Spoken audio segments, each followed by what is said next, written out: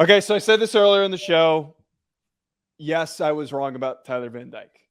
I watched enough of him in his career to have come to a conclusion. He is an older player. A lot of times older players who make consistent mistakes tend to not outgrow them.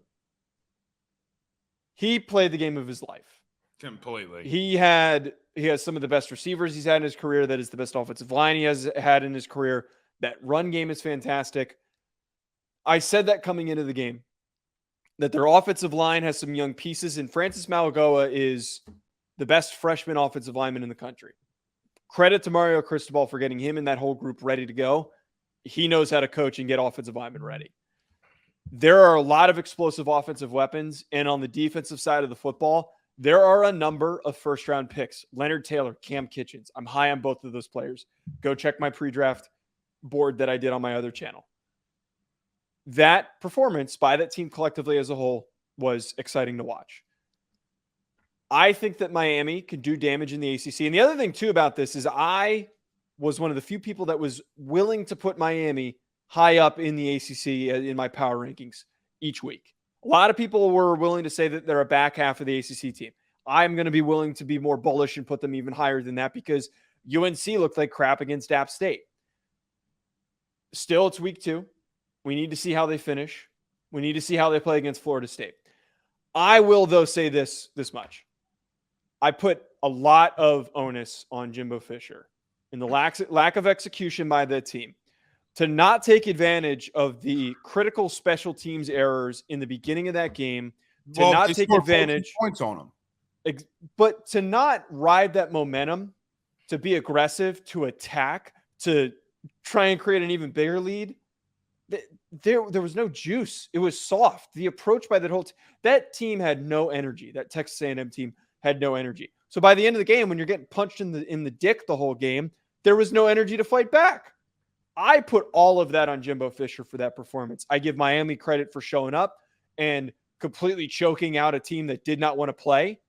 But Jimbo, it's time to call it quits. It's time to call it quits if you're Texas A&M. They have the money. If Charlie Weiss can get paid for a decade or for however long he did by Notre Dame, they have the money to pay his damn buyout because that team is not going to get where they want it to get. That team will never become a national championship winning team with Jimbo Fisher as the head coach because they're going to show up like that in every important matchup that they have. You're going to show up and fight against Bama? That's the only game that you'll show up for. Nothing else. Well, here's the thing, Joe. Are you 1,000% confident that Texas A&M can't beat Bama? That's a good but okay.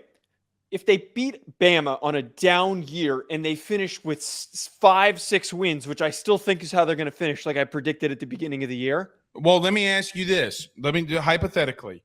Okay. The only other do you think they lose to LSU? I want to say yes, but okay. Hold on. Just all right.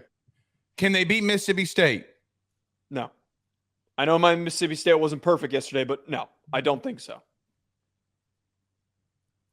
Okay, well, this point isn't going to where I think it was. I surely think you don't think that they can beat Ole Miss. Well, I predicted them to go 5-7 before the season, and I blindly kind of bought in. That team is better offensively. I think if there's one team I will give credit to, it is Miami. Miami did whatever they wanted.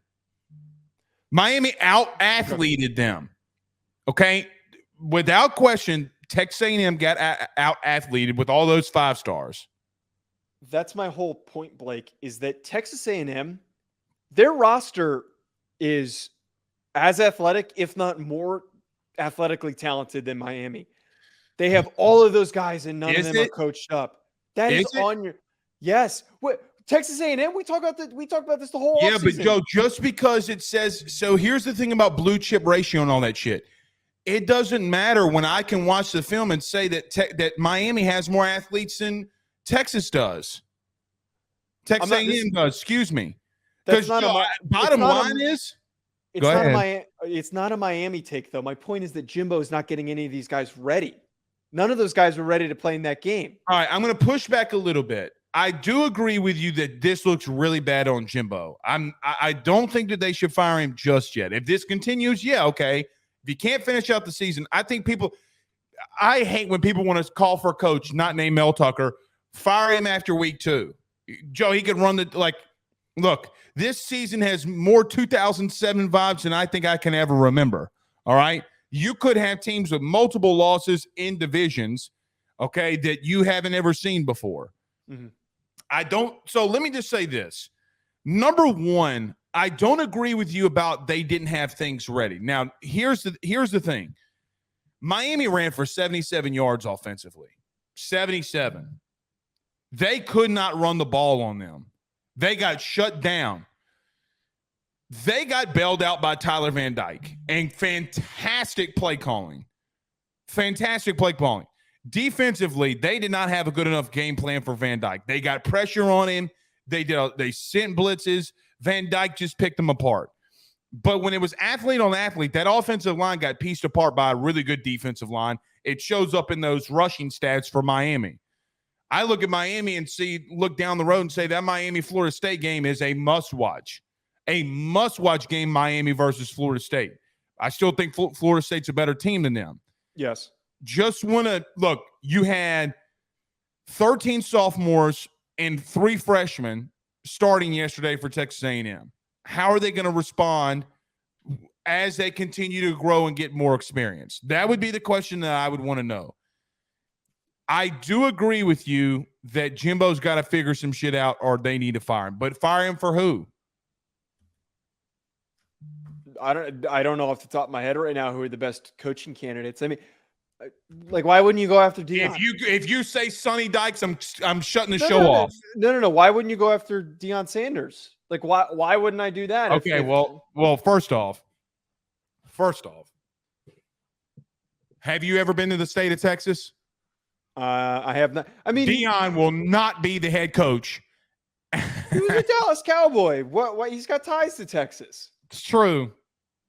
I could totally see that happening. Them firing Jimbo, and then we get an anonymous report that Deion Sanders gets on a plane. Where's he going? Oh, he's going to College Station. He's not going to Texas A&M. I just can't see it. I agree. I think that if he went to a Texas school, it would probably. You know why? Because then he'd have to let Connor Weigman hit the road. And I will tell you this: True. Alabama will give that kid $1 million to come to them. Well, technically, Shedeur Sanders can't transfer again. He can. He could be a grad transfer. Yes, he can. He would have. That's assuming he's graduated, though. We don't know. If JT Daniels can transfer 72 times, Shedeur Sanders can. I'm just saying that we have to assume that he's graduated. We're already talking about this guy being fired. I even told you that. Look, my main point, though, is that loss is so indicative that Texas A&M is never going to figure it out under Jimbo Fisher. What if Texas A&M fired? This is from MR in the chat. What if Texas A&M fired Jimbo and hired Mike Norvell? I don't think Mike Norvell leaves. You're missing his point. I get the joke. But actually, you know what? That's a good damn point. He left FSU to go to that job is impossible to win in. I don't know why, but it's just a cursed situation. It is. Here's my thing on the game. I think that Tyler Van Dyke bailed him out. Joe, on 21 completions, he had 374 yards and 5 touchdowns. The little Hispanic kid, what was his name? The wide receiver. Number 7. Restrepo. Restrepo. Yes. 6 catches, 123 yards. Jacoby George. Okay, 3 touchdowns on the day. That kid's a monster. That kid is ridiculous. Here's the thing. They out-athleted Texas A&M. I don't think schematically Bobby Petrino called a bad game. I really don't. The first Weigman interception is him falling down. They just got better athletes all across the board. That was the game. Tyler Van Dyke had time to throw. Okay, even though there were 17 pressures, he would step up in the pocket and let that thing rip. They had an amazing game plan. By the way, both coordinators are from the state of Louisiana. But Nevertheless, they had amazing game plans and they out-athleted them all across the board. But that's the hilarity and the irony, I think, of this game, is that it's not like they were playing like it's not like I can't I'm gonna get killed for saying this, but it's not like they were playing Notre Dame, which doesn't have the same level of athletes as Miami has. They played a team that has Texas A&M over the past couple of years accumulated the most talented athletes over the past couple of recruiting cycles. And none of those kids have played consistently enough at a high enough level for them to win those important games. That to me is the true exposure game, because playing against Nick Saban, blah, blah, blah, whatever the outcome of that game is, other SEC opponents, blah, blah, blah. You know what? We're going to have time to talk about that eventually. But the exposure in a game where it's supposed to be athlete on athlete, and you've had these kids for longer than Mario Cristobal has, and you can't get those guys ready to go, excited, ready to attack. They looked half asleep. That's what I got. Yeah, I mean, if I'm Miami, I know that they're happy, and I know that they're glad that they beat Texas A&M. They should be. You beat a ranked opponent, but Joe, I am telling you, I continue to. People keep telling me about this offensive line. I don't think you're wrong. Okay, like I don't think that. I think that they have a really good offensive line. But they got pushed around up front against A&M in the running game. Pushed around. If Texas A&M can push them around up front, what in the world do you think Florida State can do? Yeah, that might be a rude awakening, sadly, for Miami fans. And you guys are probably mad. And here's the truth. The secondary at Florida State is much better. Jordan Travis is not going to make those mistakes. So we gear up for, when is that game, by the way? When does Miami and Florida State play? That is much watched TV, barring that Miami doesn't slip up or Florida State doesn't. November 11th. Oh, God. We got to wait that long? Man, that could be a really good football game. I'm excited. Those are the two teams in the ACC right now that look to be the best.